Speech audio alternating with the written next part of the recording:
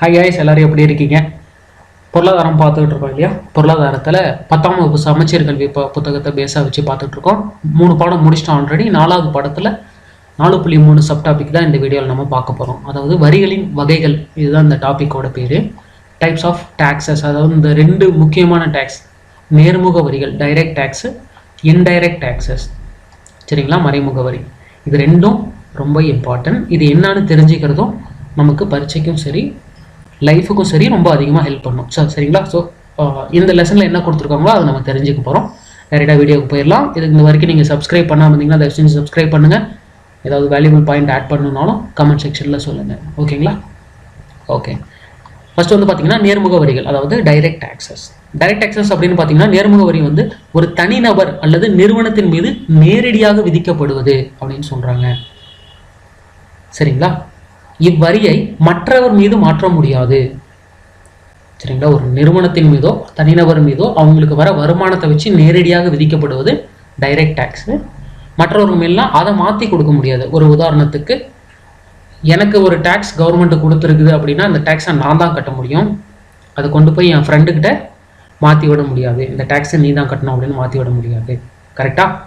நான் எவ்வளோ சம்பாதிக்கிறனோ அந்த காசுக்கு நான் தான் கட்டணும். பேராசிரியர் ஜேஎஸ் மில்லின் அவர் என்ன சொல்கிறாரு அப்படின்னு பார்த்தீங்கன்னா, ஜேஎஸ் மில் என்ன சொல்கிறாரு அப்படின்னு பார்த்தீங்கன்னா, யார் மீது வரி விதிக்கப்பட்டதோ அவரே அவ்வரியை செலுத்துவது ஆகும். வரி செலுத்துபவரே வரி சுமையை ஏற்க வேண்டும் அப்படின்னு சொல்கிறாங்க. சில நேர்முக வரிகள் இங்கே கொடுத்துருக்காங்க. அந்த நேர்முக வரியை பற்றி கீழே எக்ஸ்பிளைனும் நம்ம பண்ண போகிறோம். ஃபஸ்ட்டு என்னென்ன நேர்முக வரிகள் இந்த பாடத்தில் நம்ம படிக்க போகிறோம் அப்படின்னு பார்த்தீங்கன்னா, வருமான வரி, சொத்து வரி மற்றும் நிறுவன வரி. இதெல்லாம் வந்து நேர்முக வரிகளுக்கான எடுத்துக்காட்டுகள். சரிங்களா? இன்கம் டேக்ஸு, ஓகேங்களா? வெல்த் டேக்ஸு அப்படின்னு சொல்லுவாங்க. அதுக்கப்புறம் வந்து கார்பரேட் டேக்ஸ். இதெல்லாம் வந்து ஆக்சுவலாக டைரக்ட் டேக்ஸஸோட டைப்ஸ். அதனால் இது ஞாபகம் வச்சுக்கோங்க. கொஸ்டினில் 1 மார்க்கில் கேட்டால் கூட சொல்லணும். சரிங்களா? இது 3 இங்கே புக்கில் கொடுத்துருக்கிறதுனால இம்பார்ட்டன்ட். ஓகேவா? இப்போ இந்த ப்ளூ பாக்ஸில் என்ன சொல்லியிருக்காங்க அப்படின்னு பார்த்தீங்கன்னா, இந்தியாவில் முதலாக வருமான வரி 1860ஆம் ஆண்டு சர் ஜேம்ஸ் வில்சன் அப்படிங்கிறவரால் அறிமுகப்படுத்தப்பட்டது அப்படின்றாங்க. என்ன காரணம் அப்படின்னா, 1857 என்ன ஆகும் அப்படின்னா, ஒரு சிப்பாய் மியூட்டினி, அதாவது முதல் இந்திய சுதந்திர போர் அப்படின்னு நடக்கும். நம்ம இந்திய சிப்பாய்கள் சரி, இந்திய மக்களும், குறிப்பாக வட இந்திய மக்களும் எல்லாம் சேர்ந்து, வட இந்தியாவில் சிப்பாய்கள், அந்த மீரட் இது மாதிரி இருக்க சிப்பாய்கள்லாம் சேர்ந்து ஆங்கில அரசாங்கத்துக்கு எதிராக போராடுவாங்க. அப்போ சரிங்களா? அங்கங்கே சின்ன சின்ன கழகம் மாதிரி நடக்கும். முக்கியமாக போயிட்டு அப்போ இருந்த முகலாய அரசரை வந்து ஆங்கில அரசோட கண்ட்ரோலில் இருப்பார். சரிங்களா? வெள்ளைக்காரங்க கண்ட்ரோலில் இருப்பார். அவரை வந்து நீ வந்து தலைமையேறு, வெள்ளைக்காரன் எப்படி நம்ம கண்ட்ரியை ஆட்சி செய்யணும் அப்படிலாம் விடக்கூடாது அப்படின்ட்டு நம்ம ஆளுங்கெல்லாம் ஒரு கலங்க மாதிரி பெருசாக பண்ணுவாங்க. பயங்கரமாக இருக்கும். கிட்டத்தட்ட பார்த்தீங்கன்னா நம்ம வெற்றி பெறுவோம் அப்படின்னு நம்ம ஒரு இந்தியனாக எதிர்பார்க்கறது தானே. ஆனால் பண்ண முடியல, தோற்றுருவாங்க. அந்த இதை வந்து ஆக்சுவலாக அது வந்து முதல் சுதந்திர போர் அப்படின்னு சொல்லலாம். ஆனால் அதிகமாக பரவலாக பயன்படுத்துகிற பேருன்னு பார்த்தீங்கன்னா கழகம்னு சொல்லுவாங்க. சிப்பாய் கழகம் அப்படின்னு சொல்லுவாங்க. 1857 சிப்பாய் கழகம் அப்படின்னு சொல்லுவாங்க. அப்போ என்ன ஆகும்னா, அதுக்கப்புறம் வந்து நிறைய இந்த போர்லாம் நடந்ததுனால, இந்த கலவரம்லாம் நடந்ததுனால நிறைய வருமான இழப்பீடு ஏற்படும். அதை சரி கட்டுறதுக்காக அரசாங்கம் வரி விதிக்க ஆரம்பிக்கும். சர் ஜேம்ஸ் வில்சன் அப்படிங்கிறவரால் அறிமுகப்படுத்துவார். சரிங்களா?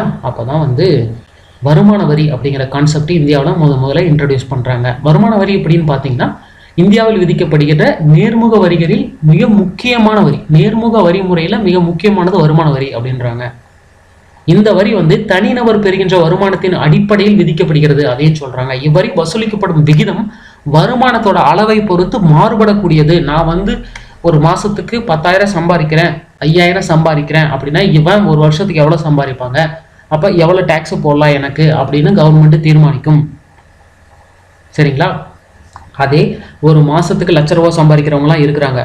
அவங்களுக்கு போயிட்டு அரசாங்கம் அவங்களுக்கு ஒரு வகையான வரியை விதிக்கும். ஓகே, இவங்க அப்போ வருஷத்துக்கு எவ்வளோ சம்பாதிப்பாங்க, இவங்களுக்கு ஒரு வரி விதிக்கணும். அது மாதிரி அதான் வெல்ஃபேர் டேக்ஸ் அப்படின்னு, வெல்ஃபேர் ஸ்டேட் வெல்ஃபேர் டேக்ஸ், இதெல்லாம் நம்ம போன வீடியோவில் பார்த்தோம் இல்லையா? அதுதான் எவ்வளோ வருமானம் வாங்குறாங்களோ அந்த வருமானத்துக்கு ஏற்ற டேக்ஸ். இப்போ வருமான வரி வலைதளத்தில் போயிட்டு இவங்க ஒரு டாஸ்காக கொடுத்துக்கிறாங்க. இந்த நம்ம வீடியோவில் பார்க்குறவங்களே யாராவது முடிஞ்சால் கமெண்ட்டில் சொல்லுங்களேன். இப்போ நடப்பு ஆண்டில் வந்து வருமான வரி எவ்வளோ ஸ்லாப், அந்த டேக்ஸ் ஸ்லாப்னு சொல்லுவாங்க, எவ்வளோ டேக்ஸ் கட்டணும், இவ்வளோ சம்பளம் வாங்கினா எவ்வளோ டேக்ஸ் கட்டணும் அப்படின்னு ஒரு இது பட்ஜெட்டில் அனௌன்ஸ் பண்ணியிருப்பாங்கல்ல, அது நீங்கள் செக் பண்ணிவிட்டு எனக்கு கமெண்ட்டில் சொல்லுங்கள் பார்ப்போம். ஓகேவா? அடுத்து வந்து பார்த்தீங்கன்னா கார்பரேட் டேக்ஸ். ஓகேவா? கார்பரேட் டேக்ஸ், வெல்த் டேக்ஸ் போகிறதுக்கு முன்னாடி கார்பரேட் டேக்ஸ் பார்த்துட்டு வெல்த் டேக்ஸ் போகலாம். கார்பரேட் டேக்ஸ் வந்து பார்த்தீங்கன்னா இங்கே பாருங்கள், வருமானம் வந்து 50 கோடிக்குள்ளே இருந்தால், இந்திய நிறுவனமாக இருந்தால் 25% வரி கட்டணம். வருமானம் 50 கோடியாக இருந்தால் அயல்நாட்டு நிறுவனம் 40% வரி கட்டணம். அதே 50 கோடியை தாண்டி போகும்போது இந்திய நிறுவனம் 30% வரையும், அயல்நாட்டு நிறுவனங்கள் 40% வரையும் கட்ட வேண்டும். அயல்நாட்டு நிறுவனங்கள் இந்தியாவில் இயங்கும் போது இந்தியாவில் எவ்வளோ சம்பாதிக்கிறாங்களோ அதுலேருந்து, இப்போ பெப்சி கம்பெனி இந்தியாவில் வந்து இறங்குது, கொக்கோ கோலா கம்பெனி இந்தியாவில் வந்து இயங்குது. இந்தியாவில் எவ்வளோ வருமானம் வருது ஒரு வருஷத்துக்கு, அதில் 40% டேக்ஸாக போடுவாங்க கவர்மெண்ட்டு. அதே ஒரு இந்தியன் கம்பெனி டிவிஎஸ், டாட்டா இவங்கள மாதிரி இந்தியன் கம்பெனியாக இருந்தால் அவங்க எவங்களை வசூலிக்கிறாங்களோ அதில் 50 கோடிக்குள்ளே இருந்தால் 25%, 50 கோடிக்கு மேலே இருந்தால் 30% இந்த மாதிரி வரி விதிப்பாங்க. சரிங்களா? இந்த நிறுவன வரி, அதாவது கார்பரேட் டேக்ஸ் அப்படின்னு பார்த்தீங்கன்னா, கார்பரேட் டேக்ஸ் வந்து இங்கே கொஞ்சம் கன்ஃபியூஷனாக கொடுத்துருக்காங்க. சிம்பிளாக புரிஞ்சுக்கணும் அப்படின்னா, கார்பரேட் டேக்ஸு வந்து கம்பெனி எவ்வளோ சம்பாதிக்குது அதுலேருந்து வசூலிக்கிற காசு, அதுக்கு ஒரு டேக்ஸ் போடுவாங்க. நம்ம இங்கே பார்த்துட்டோம், 50 கோடிக்கு மேலே காசு, 50 கோடிக்கு மேலே கம்மியான வருமானம் வந்தால் எவ்வளோ, அதிகமான வருமானம் வந்தால் எவ்வளோன்னு போடுறோம்ல, அதுதான். சரிங்களா? அதுக்கு அப்புறமும் வந்து பார்த்தீங்கன்னா ராயல்ட்டி வந்து அப்படின்னா பார்த்தீங்கன்னா வந்து ஒரு பொருளுக்கு ஓனர் ஒருத்தராக இருப்பாங்க, பொருளை கண்டுபிடிச்சது ஒருத்தராக இருப்பாங்க, மற்றவங்களும் அதே பொருளை வந்து வியாபாரத்தில் ஈடுபடுத்துவாங்க. அப்போ அவங்களுக்கு வந்து ஒரு குறிப்பிட்ட பங்கு காசு கொடுக்கணும் அப்படிங்கிற மாதிரிலாம் வரும். அதை வந்து சிம்பிளாக பேசிக்காக வந்து அதை ராயல்ட்டி அப்படின்வாங்க. சரிங்களா? அதுக்கப்புறம் வந்து பார்த்தீங்கன்னா வேற எங்கேயாவது அந்த பொருளை விற்கும் போது, அந்த கம்பெனிக்கு சொந்தமான பொருளை விற்கும் போது கிடைக்கிற வட்டி, சரிங்களா, அதுலேருந்து வர வருமானம், அப்புறம் வந்து அவங்க பண்ணுற தொழில்களுக்கு கிடைக்கிற அந்த ஃபீஸு, டிவிடென்ஸு, அதுலேருந்து கிடைக்கிற காசு. சரிங்களா? இதன் அடிப்படையில் கார்பரேட் டேக்ஸ் கொடுக்குறாங்க. தொழில்நுட்ப சேவைகள், தொகைகள், அதாவது டிவிடென்ஸ் அப்படின்வாங்க. டிவிடென்ஸ்னால் வர லாபத்தில் ஒரு பங்கு, இல்லை லாபம் எவ்வளோ அதெல்லாம் வந்து, சரிங்களா, இதன் மூலியமாக வசூலிக்கிறது நிறுவன வரி, கார்பரேட் டேக்ஸ். கார்பரேட் டேக்ஸ் உங்களுக்கு புரிஞ்சுதா புரியல அப்படின்னா கமெண்ட்ல சொல்லுங்க. நான் இன்னொரு வீடியோ தனியாகவே கார்பரேட் டேக்ஸ் போடுறேன். ஓகேவா? ஏன்னா வந்து புக்கில் கொடுத்துருக்கிறது வந்து கொஞ்சம் கன்ஃபியூஷனாக கொடுத்துருக்காங்க. இன்னும் ஈஸியாக வேணும்னா நம்ம தனியாக இன்னொரு வீடியோவில் பார்க்கலாம். ஓகேவா? அடுத்து வந்து பார்த்தீங்கன்னா வெல்த் டேக்ஸ் அப்படின்னு சொல்லுவாங்க, சொத்து வரி அல்லது செல்வ வரி. அதாவது வெல்த் டேக்ஸ் அப்படின்னா ஒவ்வொருத்தரும் எவ்வளோ சொத்து வச்சுருக்காங்க அப்படின்னு பார்ப்பாங்க. இப்போ பணக்காரங்களாம் பார்த்தீங்க அப்படின்னா 100 கோடி 200 கோடி அவ்வளோக்கு சொத்துக்களே வச்சுருப்பாங்கல்ல. அப்போ அதை வந்து வருஷம் கால்குலேட் பண்ணுவாங்க. இந்த வருஷம் மார்க்கெட் வேல்யூ எவ்வளோ, இந்த வருஷம் அந்த பொருளுக்கு அவங்க வச்சிருக்கிற சொத்துக்களுக்கு வேல்யூ எவ்வளோன்னு போட்டு அதுக்கு ஒரு டேக்ஸ் போடுவாங்க. அதுதான் செல்வ வரி அல்லது வெல்த் டேக்ஸ் அப்படின்னு சொல்லுவோம். ஓகேங்களா? அதுக்கப்புறம் வந்து பார்த்தீங்கன்னா இன்னொரு ப்ளூ கட்டம் கொடுத்துருக்காங்க. அது என்ன அப்படின்னா, இந்திய அரசாங்கத்தில் 3 அடுக்குகளில் வரி வசூலிக்கப்படுகிறது அப்படின்னு சொல்கிறாங்க. 3 வரியில், அதாவது ஃபர்ஸ்ட் வந்து சென்ட்ரல் கவர்மெண்ட்டு, சரிங்களா, நடுவண் அரசால் எளிதில் வசூலிக்கக்கூடிய வரிகள் உள்ளன. இந்தியாவில் கிட்டத்தட்ட அனைத்து நேரடி வரிகளும் நடுவண் அரசால் வசூலிக்கப்படுகின்றன. ஓகேவா? பொருட்கள் மற்றும் சேவைகளுக்கான, அதாவது ஜிஎஸ்டி வரி சென்ட்ரல் கவர்மெண்ட், ஸ்டேட் கவர்மெண்டால் வசூலிக்கப்படுகிறது. இந்த வெல்த் டேக்ஸ் பார்த்தோம்ல, அது வந்து லோக்கல் கவர்மெண்டால் வசூலிக்கப்படுகிறது. நல்லா பாருங்க, 3 அடுக்குகள்னு சொல்லிட்டாங்க. 3 அடுக்குகளில் ஃபர்ஸ்ட் அடுக்கு சென்ட்ரல் கவர்மெண்ட், அவங்க டேக்ஸ் வசூலிப்பாங்க. 2வது அடுக்கு ஸ்டேட் கவர்மெண்ட், அவங்க டேக்ஸ் வசூலிப்பாங்க. 3வது அடுக்கு லோக்கல் கவர்மெண்ட், நம்ம உள்ளூர் பஞ்சாயத்து, நகராட்சி, இது மாதிரி அவங்க 3வது அடுக்கு. இப்போ இந்தியாவில் நேரடி வரிகளை விட மறைமுக வரி மூலம் தான் அதிக வருவாயை வசூலிக்கப்படுகிறது அப்படின்னு சொல்றாங்க. நல்லா நோட் பண்ணிக்கோங்க. நேரடி வருவாயை விட மறைமுக வரியில தான் காசு அதிகமாக வருது கவர்மெண்ட்டுக்கு. அதனால தான் GST, goods and service tax, பண்டங்கள் மற்றும் பணிகள் வரி மிக மிக முக்கியம். அதை பற்றி தெரிஞ்சுக்கிறது மிக மிக முக்கியம். சரிங்களா? இப்போ நேர்முக வரி பார்த்துட்டோம். மறைமுக வரி வரும். ஒருவர் மீது விதிக்கப்பட்ட வரிச்சுமை ஒருவருக்கு மாற்றப்பட்டால் அது மறைமுக வரி. சரிங்களா? இப்போ இன்டைரக்ட் டேக்ஸ், அதனால தான் மறைமுக வரி indirect டேக்ஸ்ன்றோம். The burden of the tax can be shifted to others. It is indirect tax. The impact is on one person while the incidence is on another person. ஒன்றும் இல்லைங்க. இப்போ பாருங்களேன், ஒரு சிம்பிளான எடுத்துக்காட்டு ஒன்று பார்த்துக்கலாம். ஒரு பொருளை வந்து உற்பத்தி பண்ணுறாங்க. ஒரு பொருளை நீங்களே ஒரு கம்பெனி வச்சுருக்கிறீங்க. உங்கள் கம்பெனி வந்து செல்ஃபோன் உற்பத்தி பண்ணுது. சரிங்களா? உங்கள் கம்பெனி செல்ஃபோனை உற்பத்தி பண்ணுது. அதுக்கு வந்து அரசாங்கம் ஒரு டேக்ஸ் போடும். நீங்கள் என்ன பண்ணுவீங்க, இந்த செல்ஃபோன் உற்பத்தி செய்கிறதுக்கு எனக்கு 100 ரூபாய் ஆகுது, இல்லை 10,000 ரூபாய் ஆகுது. இந்த செல்ஃபோன் உற்பத்தி செய்ய 10,000 ரூபாய் ஆகுது. கவர்மெண்ட் ஒரு 1000 ரூபாய் டேக்ஸ் போடுது. அதுக்கப்புறம் அது மட்டும் இல்லாமல் நான் உற்பத்தி பண்ணிட்டேன், அதுக்கு 10,000 ரூபா செலவாச்சு, கவர்மெண்ட் ஒரு 1000 ரூபா டேக்ஸ் போட்டுச்சு, ஒரு 11,000 ரூபா ஆச்சு. இந்த செல்ஃபோன் நான் கொண்டு போய் கடையில் விற்கணும், அப்போது இந்த கொண்டு போய் சேர்த்துறதுக்குலாம் ஒரு 1000 ரூபா வேணும். அப்போ எவ்வளோ போட்டால் உங்களுக்கு லாபம் வரும்? மேலே ஒரு 500 ரூபா வச்சா 12,500 ரூபாய்க்கு லாபம் வச்சோம்னா எனக்கு ஒரு 500 ரூபா நிற்கும் அந்த பொருள் விற்கும் போதே, செல்ஃபோன் விற்கும் போதே. அப்போ மறைமுக வரி என்னமோ விதிக்கிறது ஏன்னா உங்களோட கம்பெனிக்கு தான், உங்கள் செல்ஃபோன் கம்பெனிக்கு தான் வரியை விதிக்கிறாங்க. ஆனால் அந்த வரி சுமையை சுமக்கிறது யாருன்னா பொருள் வாங்குறவர். புரியுதுங்களா? அந்த பொருளை வாங்குறவர் 12,500 ரூபா காசு கொடுத்து போறவர் தான் கடைசியாக வரியை கட்டுறாரு, தவிர நீங்க வரி கட்டுறது. அதுதான் வரியை சுமப்பவர் வேறு ஒருவர், விதிக்கப்பட்டவர் ஒருவர், சுமப்பவர் வேறு ஒருவர் அப்படின்றது. விதிக்கப்பட்டவர் அந்த செல்போன் கம்பெனி ஓனர், சுமப்பவர் கடையில் போய் பொருள் வாங்குறவர். ஆகையால் மறைமுக வரியில் வரியை செலுத்துபவர் வரியை சுமப்பவர் அல்ல. ஓகேங்களா? வரியை செலுத்துபவர் வரியை சுமப்பவர் அல்ல. ஏன்னா செல்போன் கம்பெனிக்கு போட்ட டேக்ஸை அவங்க கட்டிடுவாங்க. சரிங்களா? அவங்க கட்டாமலாம் அந்த பொருளை விற்க முடியாதுல்ல, அதனால அந்த டேக்ஸ் அவங்க கட்டிடுவாங்க. ஆனால் கடைசியாக கொண்டு வந்து விற்கும் போது நம்ம அந்த காசை கட்டுருவோம், அது வேற கணக்கு. அப்போ வரியை செலுத்துபவர் அவங்க வரியை சுமப்பவர் அல்ல. ஏன்னா வரியை நம்ம பொருள் வாங்குறவங்க தான் சுமக்கிறோம். சரிங்களா? இப்போ சில மறைமுக வரிகள் பார்க்குறோம். புரியுதுன்னு நினைக்கிறேன் உங்களுக்கு. புரிஞ்சுதுன்னா எனக்கு கமெண்ட்ல சொல்லுங்க தயவு செஞ்சு. சரி, இப்போ மறைமுக வரிகளில் சில இது பார்க்குறோம். என்னென்ன அப்படின்னு பார்த்தீங்கன்னா முத்திரைத்தாள் வரி, பொழுதுபோக்கு வரி, சுங்கத்தீர்வை வரி, அதாவது எக்ஸைஸ் டியூட்டி அப்படின்னு சொல்லுவாங்க, அப்புறம் ஜிஎஸ்டி. சரிங்களா? முத்திரைத்தாள் வரி அப்படின்னா உங்களுக்கே தெரியும், இந்த அரசாங்க சொத்து பத்திரம் அந்த வாங்குறது, நிலம் ரெஜிஸ்டர் பண்ணுறது, விற்கிறது, பட்டா, இது மாதிரி பத்திரம்லாம் வாங்குறாங்கல்ல, திருமண பதிவு பத்திரம், இதுக்கெல்லாம் ஒரு டேக்ஸ், சின்ன சின்ன டேக்ஸ் இருக்கும், அது மறைமுக முத்திரைத்தாள் வரின்னுவாங்க. பொழுதுபோக்கு வரி அப்படின்னு பார்த்தீங்கன்னா இந்த சினிமா தேட்டரு, அங்கே போய் டிக்கெட் வாங்குறது, அப்புறம் இந்த பூங்காக்கள், அதாவது இந்த பிளாக் தண்டரு, கிஷ்கிந்தா, பிஜிபி இதுக்கெல்லாம் போகிறாங்களா அது, அப்புறம் கண்காட்சிகள், மியூசியம்லாம் போடுறது, விளையாட்டு அரங்கத்துக்கு போகிறது, இந்த கிரிக்கெட் ஐபிஎல்லாம் நடந்தால் அதுக்கு மேட்சுக்கு டிக்கெட் வாங்கணுமா, அதுக்கெல்லாம் ஒரு டேக்ஸ் போடுவாங்க.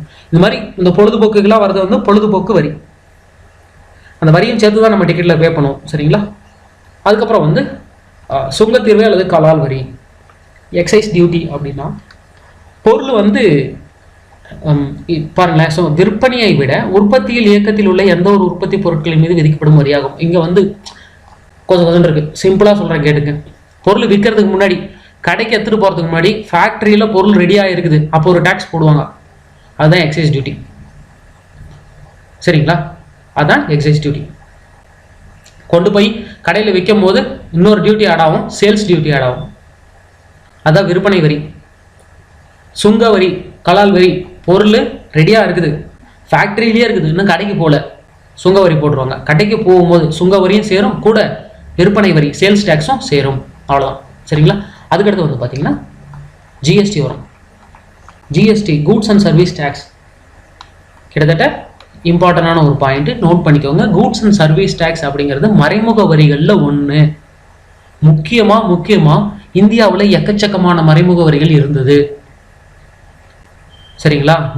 நேர்முக வரினா சிம்பிளாக பார்க்குறோம், income tax, corporate tax, wealth டேக்ஸ்னு. மறைமுக வரினா லொட்டு லொசுன்னு வந்துகிட்டே இருக்கும். இந்த ப்ளூ கட்டத்தில் பாருங்கள், மதிப்பு கூட்டு வரி, கொள்முதல் வரி, பொழுதுபோக்கு வரி, ஆரம்ப வரி, பரிசு சீட்டு வரி, மாநில கூடுதல் கட்டணம் மற்றும் வரிகள், மத்திய சுங்கத்தீர்வை, சேவை வரி, ஈடுசெய் வரி, கூடுதல் ஆய்வு தீர்வை, கூடுதல் கட்டணம், கல்வி கட்டணம், இது மாதிரிலாம் போயிட்டே இருக்கும். அப்போ என்னாச்சு அப்படின்னா, கால்குலேட் பண்ணுறதுக்கு அரசாங்கத்துக்கு ரொம்ப ஒரு கஷ்டமான ஒரு விஷயம், நிறைய செலவு ஆச்சு. நம்ம போன வீடியோவில் நீங்கள் நல்லா நோட் பண்ணீங்கன்னா அந்த கெனான்ஸ் ஆஃப் டாக்ஸேஷன், அதாவது எலாஸ்டிசிட்டி, அதுக்கப்புறம் இக்கானமி அந்த எலாஸ்டிசிட்டி அப்படின்னு ஒரு குறிப்பிட்ட டாபிக் பார்த்துருப்போம்னு நினைக்கிறேன். அப்படி இருங்க போகிறேன். Canons of productivity and elasticity, அதுக்கு மேலே canons of economy and convenience அப்படின்னு ஒன்று பார்த்தோம். சரிங்களா? காசு வசூலிக்கிறது மட்டும் இல்லை, காசு கொடுக்கறதும் வசூலிக்கிறதும் ரொம்ப கம்மி செலவில் ஆகணும், அப்போ தான் அந்த வசூலித்த டேக்ஸை அதிகமாக நம்ம பயன்படுத்திக்க முடியும் அப்படிங்கிற ஒரு கான்செப்ட் பார்த்துருப்போம். Canons of economy and convenience. சரிங்களா? தமிழில் நம்ம தமிழ்லேயே ஒரு பார்த்துக்கலாம். என்னது? சிக்கனம் மற்றும் வசதி விதி, வரி அமைப்பு, டேக்ஸ் சிஸ்டமோட டைப்பில் பார்த்தோம். ஓகேங்களா? அது ஞாபகம் வச்சுக்கோங்க. அதுக்காக தான் ஜிஎஸ்டி கொண்டு வந்தாங்க அரசாங்கம். அந்த கான்செப்ட்னால தான் ஜிஎஸ்டி கொண்டு வராங்க. எதுக்கு ஜிஎஸ்டி கொண்டு வராங்க? நிறைய இந்த மாதிரி கொசம் இருக்க டேக்ஸ்லாம் சிம்பிளாக ஜிஎஸ்டிங்கிற பேர் வச்சிடுறாங்க. இது எப்போ வந்துச்சு அப்படின்னா 29 மார்ச் 2017 ஜிஎஸ்டி சட்டம் பார்லிமெண்ட்ல பாஸ் ஆகி 1 ஜூலை 2017 அமல்படுத்தப்படுகிறது. இதன் குறிக்கோள் ஒரு நாடு ஒரு அங்காடி ஒரு வரி, அதாவது one nation one market one tax. சரிங்களா? இன்டைரக்ட் டேக்ஸை பொறுத்த வரைக்கும் அது ஒன் டேக்ஸா மாத்துறது அப்படிங்கிறதும் பெரிய குறிக்கோள். சரிங்களா? இது ஒரு மதிப்பு கூட்டப்பட்ட வரி அப்படின்னு சொல்றாங்க, வேல்யூ ஆடட் டேக்ஸ் அப்படின்னு சொல்லுவாங்க. அந்த மாதிரி விஏடின்னு முதல்ல ஒரு வரி இருந்துச்சு. இது வந்து மதிப்பு கூட்டப்பட்ட வரி. விஏடி போன்று பல முனை வரி இல்லாமல் இது ஒரு முனை வரி. சரிங்களா? நம்ம சொன்ன மாதிரி விஏடி மாதிரி பல முனை வரி இல்லாமல் ஒரு முனை வரி அப்படின்னு சொல்றாங்க. அடுத்து வந்து அந்த டைப்ல இந்த ஜிஎஸ்டியில வந்து கிட்டத்தட்ட 3 டைப் இருக்குது. சென்ட்ரல் கவர்மெண்ட் போடும் ஃபர்ஸ்ட் ஜிஎஸ்டி, அப்புறம் ஸ்டேட் கவர்மெண்ட் போடும். அதனாலதான் பாருங்க, SGST state goods and service tax, central goods and service tax, அப்புறம் integrated goods and service tax.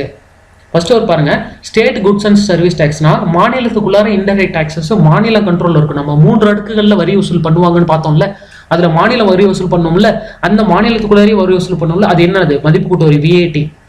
விற்பனை வரி, கொள்முதல் வரி, பொழுதுபோக்கு வரி, ஆடம்பர வரி, பரிசு சீட்டு வரி, இதெல்லாம் வந்து அரசாங்கம் ஸ்டேட் கவர்மெண்ட்டே வசூலிக்கும்.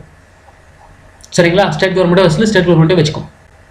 ஸோ அந்த மாதிரி ஒரு டேக்ஸஸ்லாம் வந்து ஸ்டேட் ஜிஎஸ்டின்னு வரும். அப்புறம் சென்ட்ரல் ஜிஎஸ்டி, இது வந்து மாநிலத்துக்குள்ளாரே தான். இதுவும் மாநிலத்துக்குள்ளாரே நடக்கிறது, இதுவும் மாநிலத்துக்குள்ளாரே நடக்கிறது. அது என்ன அப்படின்னா, தமிழ்நாடுக்குள்ளார போடுற மத்திய சுங்க தீர்வை, சேவை வரி, ஈடு செய் வரி, கூடுதல் ஆய்வு தீர்வை, கூடுதல் கட்டணம், கல்வி கட்டணம், இதெல்லாம் வந்து சென்ட்ரல் கவர்மெண்ட்டோட ஜிஎஸ்டியில் வந்துடும்.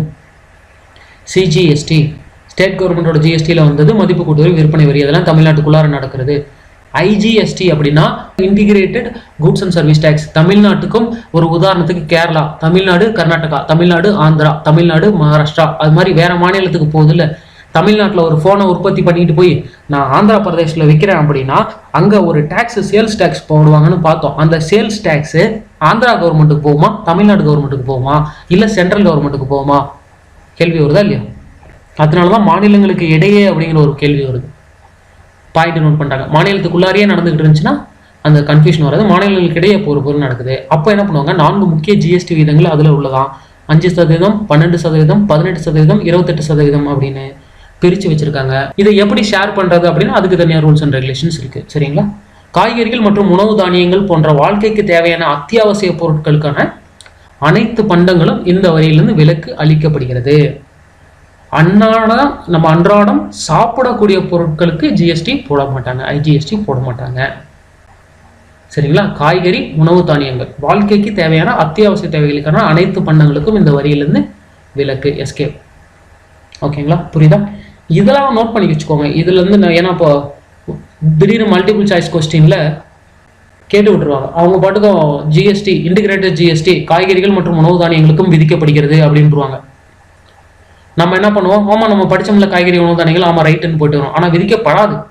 அதுதான் இங்கே கீ பாயிண்ட். அதை நோட் பண்ணிக்கோங்க. அந்த ஸ்லாப்ஸ் 5%, 12%, 18, 28 ஞாபகம் வச்சுக்கோங்க.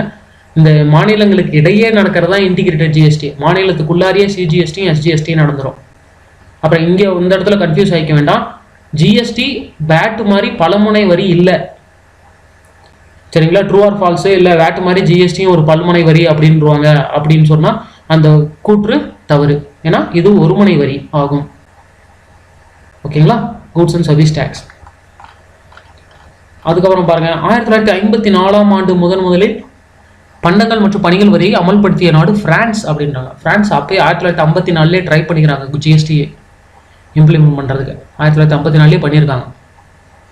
ஸோ ஹிஸ்டாரிக்கலாக அவங்க தான் ஃபர்ஸ்ட் கண்ட்ரி. ஓகேவா? அடுத்த டாபிக் வந்து பார்த்தீங்கன்னா வரி எவ்வாறு விதிக்கப்படுகிறது. அதுவும் இன்ட்ரெஸ்டிங்கான டாபிக் தான். அந்த டாப்பிக்கை நம்ம இன்னொரு வீடியோவில் பார்க்கலாம். இந்த வீடியோ உங்களுக்கு பிடிச்சிருந்துச்சுன்னா கமெண்ட்ல சொல்லுங்கள், சப்ஸ்கிரைப் பண்ணுங்கள், ஷேர் பண்ணுங்கள். இன்னொரு அடுத்தடுத்த வீடியோவில் சந்திக்கலாம். இந்த எக்கனாமிக் சீரீஸை பொறுத்த வரைக்கும் மற்ற வீடியோஸ்க்கான லிங்க் வந்து பார்த்தீங்கன்னா டிஸ்கிரிப்ஷனில் இருக்குது, போயிட்டு பயன்படுத்திக்கோங்க. Bye bye.